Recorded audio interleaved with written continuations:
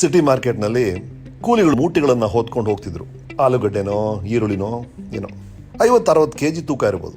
ಬೆನ್ ಮೇಲೆ ಎಷ್ಟು ಭಾರ ಹೊತ್ಕೊಂಡು ಹೋಗ್ತಾರಪ್ಪ ಅಂತ ಯೋಚಿಸ್ತಿರ್ಬೇಕಾದ್ರೆ ಇನ್ನೊಂದು ಆಲೋಚನೆ ಬಂತು. ಅವರಷ್ಟೇ ಅಲ್ಲ, ನಾವು ಸಹ ಪ್ರತಿಯೊಬ್ಬರು ಮೂಟೆಗಳನ್ನು ಹೊರ್ತಿದ್ದೀವಿ. ನಮಗೆ ಕಾಣದೇ ಇರೋ ಇನ್ವಿಸಿಬಲ್ ಮೂಟೆ, ನಾವು ಊಹಿಸಲಾರದಂಥ ಭಾರವಾದ ಮೂಟೆ ಅದು. ಆದರೆ ನಮ್ಮ ಮೂಟೆ ಒಳಗೆ ಈರುಳ್ಳಿನೋ ಆಲೂಗಡ್ಡೆನೋ ಇಲ್ಲ. ಹಾಗಾದರೆ ನಾವು ಹೊರ್ತಿರುವ ಈ ಮೂಟೆಯಲ್ಲಿ ಏನಿದೆ? 2ನೇ ಕ್ಲಾಸಲ್ಲಿ ಇದ್ದಾಗ ಟೀಚರ್ ನಮ್ಮ ಅಂಗೈ ಮೇಲೆ ಪಟಾರ್ ಅಂತ ಸ್ಕೇಲಲ್ಲಿ ಹೊಡೆದಿದ್ದು, ಅಥವಾ ಯಾವುದೋ ಒಂದು ಹುಡುಗಿ ನಮ್ಮ ಪ್ರೇಮ ಪತ್ರವನ್ನು ಹರಿದು ಬಿಸಾಕಿದ್ದು, ಅಥವಾ ಯಾವುದೋ ಹುಡುಗ ಓಯ್ ಡುಮಾ ಓಯ್ ಸೊಡಾಬುಡಿ ಅಂತ ರೇಗಿಸಿದ್ದು, ಅಪ್ಪ ಸಾಲ ತೀರ್ಸಕ್ಕಾಗದೆ ಒದ್ದಾಡಿದ್ದು, ಮೊದಲನೇ ಸಲ ಹಾಡಿದಾಗ ಯಾರೋ ಚಪ್ಪಾಳೆ ತಟ್ಟಿದ್ದು, ನಾವು ಮಾಡಿದ್ದ ಅಡುಗೆನ ಯಾರೋ ಬೆರಳು ಚಪ್ಪರಿಸಿ ಸೂಪರ್ ಅಂತ ಹೇಳಿದ್ದು, ಪಕ್ಕದ ಮನೆ ಕಿಟಕಿಯಿಂದ ಆ ಸುಂದರವಾದ ಹುಡುಗಿ ನೋಡಿ ನಕ್ಕಿದ್ದು.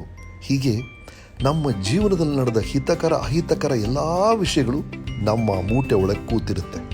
ನಮ್ಮ ಅಪ್ಪ ಅಮ್ಮ, ಸೋದರ ಸೋದರಿಯರು, ಸಂಬಂಧಿಕರು, ಶಿಕ್ಷಕರು, ಸ್ನೇಹಿತರು, ಅಪರಿಚಿತರು, ಹೀಗೆ ಎಲ್ಲರ ಜೊತೆ ಆದಂತಹ ಅನುಭವಗಳು ಆ ಮೂಟೆ ಒಳಗೆ ತುಂಬಿರುತ್ತೆ. ಈಗ ಪ್ರಸ್ತುತ ನಾವು ತೆಗೆದುಕೊಳ್ಳುವ ನಿರ್ಧಾರಗಳಿಗೂ ಆ ಮೂಟೆ ಒಳಗಿರೋ ಯಾವುದೋ ಒಂದು ಅಂಶಕ್ಕೂ ಸಂಬಂಧ ಇರುತ್ತೆ. ಆ ಅಂಶ ನಮ್ಮ ಈ ನಿರ್ಧಾರಕ್ಕೆ ಕಾರಣವಾಗಿರುತ್ತೆ. ನಮಗೇ ಗೊತ್ತಿಲ್ಲದೆ ನಮ್ಮ ನಿರ್ಧಾರಗಳನ್ನು ಕಂಟ್ರೋಲ್ ಮಾಡುವ ರಿಮೋಟ್ ನಮ್ಮ ಮೂಟೆ ಒಳಗಿದೆ. ಇದನ್ನ ಇನ್ನೂ ಸ್ಪಷ್ಟವಾಗಿ ಅರ್ಥ ಮಾಡಿಸೋಕೆ ಒಂದು ಘಟನೆ ಹೇಳ್ತೀನಿ. ನಾನು ಮತ್ತೆ ಒಬ್ರು ನಿರ್ದೇಶಕರು ಬಹಳ ಕ್ಲೋಸ್ ಆಗಿದ್ವಿ. ಇಬ್ರು ಆಗಲ್ಲ ಆಟೋ ಬಸ್ಸಲ್ಲಿ ಓಡಾಡ್ತಾ ಇದ್ವಿ. ನಾವಿಬ್ರು ಜೊತೆಗೆ ಒಂದು ಫಿಲ್ಮ್ ಮಾಡಿದ್ವಿ. ಆ ಚಿತ್ರ ಸಿಲ್ವರ್ ಜೂಬ್ಲಿ ಹಿಟ್ಟು ಆಯ್ತು. ಚಿತ್ರ ಯಶಸ್ಸಾಗ್ತಿದ್ದಾಗೆ ಆ ನಿರ್ದೇಶಕರು ಮಾಡಿದಂತ ಮೊದಲನೇ ಕೆಲಸ, ಐಷಾರಾಮಿ ಕಾರ್ ತಗೊಂಡ್ರು. ಆ ಕಾರ್ನ ಮಾಸಿಕ ಕಂತು EMI ಕಟ್ಟೋದೇ ಬಹಳ ಕಷ್ಟ ರೀ. ಹಾಗಿರುವಾಗ ಅವ್ರಿಗೆ ಆ ಕಾರ್ ಖರೀದಿಸಬೇಕು ಅಂತ ಯಾಕೆ ಅನಿಸ್ತು ಅಂದ್ರೆ, ಅವರ ಮೂಟೆಯಲ್ಲಿರುವ ಒಂದು ಹಳೆಯ ನೆನಪು. ಹೈಸ್ಕೂಲ್ನಲ್ಲಿ ಓದ್ತಿದ್ದಾಗ ಅವ್ರ ಜೊತೆ ಇದ್ದ ಒಬ್ಬ ಹುಡುಗ ಕಾರ್ನಲ್ಲಿ ಓಡಾಡ್ತಿದ್ದಂತೆ. ಒಂದಿನ ಇವರು ಆ ಕಾರ್ನಲ್ಲಿ ಕೂತ್ಕೊಂಡ್ರು. ಅದನ್ನ ನೋಡ್ದ ಆ ಹುಡುಗನ ಅಪ್ಪ, ಏಯ್ ನೀನ್ ಯಾಕೆ ಆ ಕಾರ್ನಲ್ಲಿ ಕೂತೀಯ, ಇಳೆ ಕೆಳಗೆ ಅಂತ ಕೆಳಗೆ ದಬ್ಬಿದ್ದಾರೆ. ಅದನ್ನ ಕಂಡು ಬೇರೆ ಹುಡುಗರೆಲ್ಲ ನಕ್ಬಿಟ್ಟಿದ್ದಾರೆ. ಇವ್ರಿಗೆ ಬಹಳ ಅವಮಾನ ಆಗ್ಬಿಟ್ಟಿದೆ. ಯಶಸ್ಸು ಕಂಡಾಗ ಎಲ್ಲದಕ್ಕಿಂತ ಮೊದಲು ಕಾರ್ ಖರೀದಿಸ್ಬೇಕು ಅಂತ ಆ ಹುಡುಗನ ತಲೆಯಲ್ಲಿ ಕೂತ್ಬಿಟ್ಟಿದೆ. ಅವರ ಮೂಟೆಯಲ್ಲಿದ್ದ ಆ ನೆನಪು ಹಠವಾಗಿ ಬದಲಾಗಿ ಮೊದಲನೇ ಯಶಸ್ಸನ್ನು ಕಂಡಾಗ ಕಾರ್ ಕೊಳ್ಳೋ ಹಾಗೆ ಮಾಡಿದೆ. ಹೀಗೆ ಯಾವಾಗಲೂ ಎಲ್ಲೋ ನಡೆದ ಘಟನೆಗಳು ನಮ್ಮ ಇನ್ವಿಸಿಬಲ್ ಮೂಟೆ ಒಳಗೆ ಕೂತು ನಮ್ಮ ನಿರ್ಧಾರಗಳನ್ನು ನಿರ್ಧಾರ ಮಾಡ್ತಿರುತ್ತೆ. ಎಷ್ಟೋ ಸಲ ಟಿವಿಯಲ್ಲಿ ಯಾರೋ ಮಾತಾಡುವಾಗ ಇವ್ರು ಯಾಕಪ್ಪ ಹೀಗೆ ಮಾತಾಡ್ತಾರೆ ಅಂತಾನೋ, ಅದು ಯಾಕಪ್ಪ ಹೀಗಾಡ್ತಾರೆ ಅಂತಾನೋ ನಮಗೆ ಅನ್ನಿಸ್ಬೋದು. ಅದಕ್ಕೆ ಕಾರಣ ನಮ್ಮ ಮೂಟೆಯ ಪರಿಚಯ ಮಾತ್ರ ನಮಗಿದೆ. ಇನ್ನೊಬ್ಬರ ಮೂಟೆ ಮತ್ತು ಅದರಲ್ಲಿರುವ ಅಂಶಗಳ ಬಗ್ಗೆ ನಮಗೆ ಜ್ಞಾನನೇ ಇರೋದಿಲ್ಲ. ಒಬ್ರು ಒಂದು ರೀತಿ ನಡ್ಕೊಳ್ಳೋಕ್ಕೆ ಕಾರಣ ಅವ್ರಿಗಾದ ಅನುಭವಗಳು, ಅವರ ಮನಸ್ಸಿನಲ್ಲಿ ಇರುವ ಗಾಯಗಳು, ಅವರ ಮೂಟೆಯ ಭಾರ ಅವ್ರಿಗೆ ಮಾತ್ರ ಗೊತ್ತಿರುತ್ತೆ. ನನ್ನ ಮೂಟೆಯ ಭಾರ ನನಗೆ ಮಾತ್ರ ಗೊತ್ತು ರೀ.